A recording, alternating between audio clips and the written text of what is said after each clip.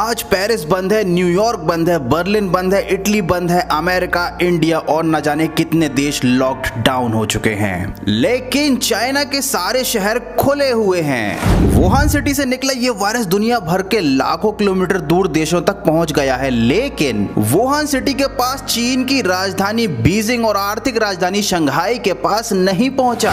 और तो और चाइना ने यह भी घोषणा कर दी है कि भाई 8 अप्रैल से वो अपनी वुहान सिटी को भी ओपन कर देंगे। इसका मतलब समझे दया, मतलब दाल में कुछ काला है। क्वारंटीन शब्द तो आपने सुना ही होगा, लेकिन क्या आप ये बात जानते हैं कि ये शब्द अस्तित्व में कैसे आया, मतलब इसका पहली बार कब और क्यों इस्तेमाल हुआ? और क्या आप ये बात जानते हैं कि इस महामारी का इस्तेमाल करके जो पूरी दुनिया में फैल चुकी है, चाइना अभी लाखों करोड़ों रुपए छाप रहा है। और एक ऐसा मेटल भी है जिसको हम डेली लाइफ में यूज करते हैं और उस पर कोई भी बैक्टीरिया नहीं टिक सकता। जैसे ही बैक्टीरिया उस पर जाता है, बैक्टीरिया खत्म हो जाता है। तो आज के इस वीडियो में हम जानेंगे कुछ ऐसे ही मजेदार फैक्ट्स। तो भैया आज का वीडियो बड़ा ही गर्मा गर्म होने वाला है, तो बिना किसी देरी के शुरू करते हैं आज का फाड़ू वीडियो।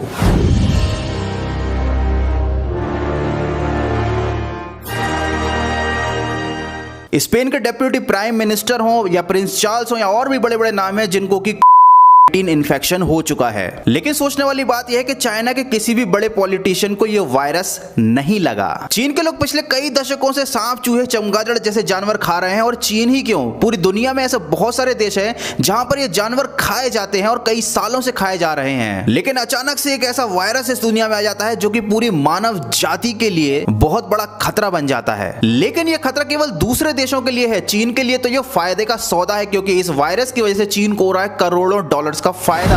हाल ही में चीन ने स्पेन को 3,456 करोड़ रुपए के मेडिकल उपकरण बेच दिए। और स्पेन की स्वास्थ्य मंत्री सेल्वाडोर इला ने बुधवार को यह घोषणा की कि देश में 3,456 करोड़ रुपए के चीन से आए 950 वेंटिलेटर, 55 लाख टेस्टिंग किट्स और 1.1 करोड़ ग्लव्स और 50 करोड़ से ज्यादा फेस मास्क खरीद लिए गए हैं। लेकिन बाद में यह सारा सामान घटिया क्वालिटी का होने के कारण 9,000 कोरोना किट चाइना को लौटा दी गई। मतलब चीन ने स्पेन को इस मुश्किल घड़ी में 3,456 करोड़ रुपए का चूना लगा दिया।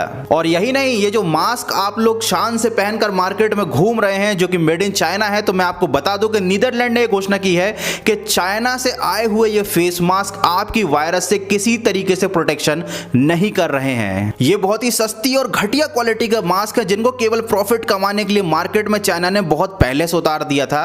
शायद चाइना को यह मालूम था कि एक वायरस मार्केट में आने वाला है। इसी टेंशन के दौर में हुई एक मजेदार घटना। कुत्ते की वफादारी के बारे में कौन नहीं जानता। और ऐसी ही एक घटना हुई मैक्सिको में। एंटोनियो नाम के शख्स जो कि अपने लॉकडाउन के दौरान चिप्स खाना चाहते थे, तो उन्होंने चीटोस लाने के लिए अपने पालतू कुत्ते को किराने की दुकान तो नहीं, ग्रोसरी स्टोर पर अपने कुत्ते को भेज दिया। उसके गले में उन्होंने एक चिट्ठी लटका दी, जैसे कि आप देख सकते हो स्क्रीन पर, और साथ ही साथ रख दिए पैसे। और ये डॉग भी बड़ा समझदार था, ये चीटोस का पैकेट लेकर वापस अपने मालिक के पास सुरक्षित पहुंच गया। सोचो अगर यही काम इंडिया में हुआ होता तो क्या होता। पिछले एक हफ्ते से एक शब्द हर किसी की जबान पर चढ़ गया है और वो शब्द है क्वारंटीन। आजकल हर कोई इसका इस्तेमाल कर रहा है। हालांकि कुछ लोग आज भी इसका मतलब नहीं जानते, लेकिन ये आज सबसे प्रचलित शब्दों में से एक बन चुका है। क्वारंटीन दरअसल उन लोगों पर लगाए प्रतिबंध को कहा जाता है जिनसे किसी बीमारी फैलने का खतरा होता है। क्वारंटीन शब्द दरअसल क्वारंटेना से आया है। क्वारंटेना शब्द वेनेशियन भाषा का एक शब्द है। इसका अर्थ होता है 40 दिन। ईयर 1348 और 1359 के बीच एक खतरनाक प्लेग की वजह से यूरोप की आबादी लगभग 30% तक खत्म हो चुकी थी।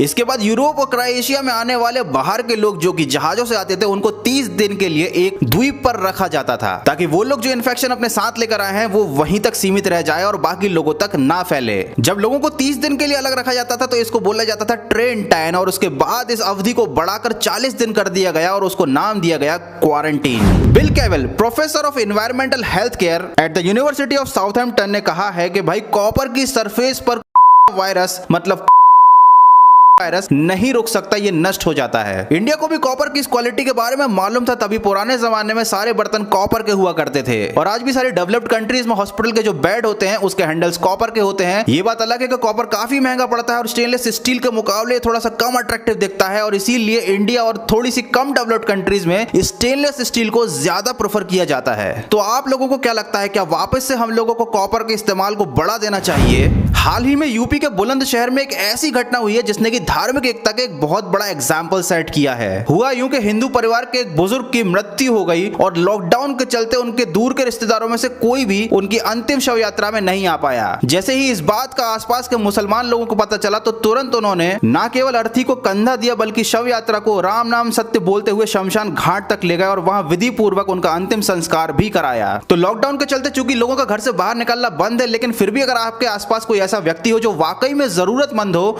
तो उसकी मदद करने से पीछे बिल्कुल मत हटिएगा। और अगर हो सके तो अपने आसपास के जानवरों को खाना पीना भी देते रहिएगा। तो यार बस आज की वीडियो में बस इतना ही। अगर वीडियो अच्छा लगा है तो वीडियो को लाइक कर दो और अगर ऐसे ही वीडियोस देखना आपको अच्छा लगता है तो चैनल को सब्सक्राइब करके बेल आइकॉन प्रेस कर दीजिएगा। मिलते हैं अगले फाड़ू वीडियो में।